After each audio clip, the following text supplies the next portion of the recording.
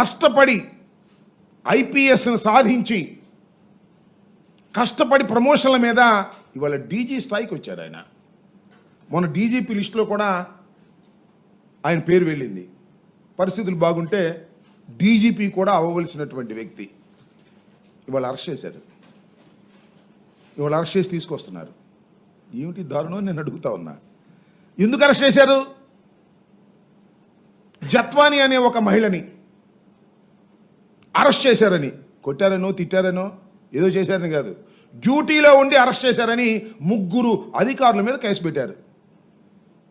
బాంబేలో నటిగా ఉన్నటువంటి ఒక చిన్న నటిగా ఉన్నటువంటి ఒక జత్వాని మీద కుక్కల విద్యాసాగర్ అనే వ్యక్తి కంప్లైంట్ ఇస్తే ఆ కంప్లైంట్ రిజిస్టర్ చేసి చట్టబద్ధంగా బాంబే వెళ్ళి ఆ రోజున సిపి గారు ఏసీపీ గారు వెళ్ళి అరెస్ట్ చేసి తీసుకొచ్చి కోర్టులో ప్రొడ్యూస్ చేశారు.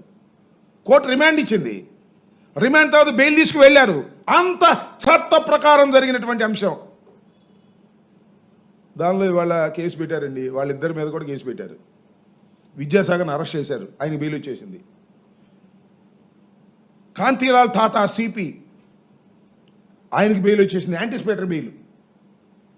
విశాల్ గున్ని మనకు ఎస్పీగా చేశారు గుంటూరుకి, ఉమ్మడి గుంటూరు జిల్లాకి. ఆయన కూడా యాంటిసిపేటరీ బెయిల్ వచ్చేసింది.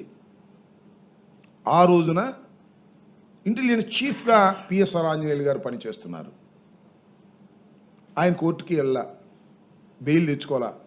బహుశా అరెస్ట్ చేయాలనుకున్నారో లేదా చట్ట ప్రకారంగా చేయాలనుకున్నాడో యాంటిసిపేటరీ బెయిల్కి వెళ్ళా. ఇవాళ తీసుకొచ్చి అరెస్ట్ చేశారు.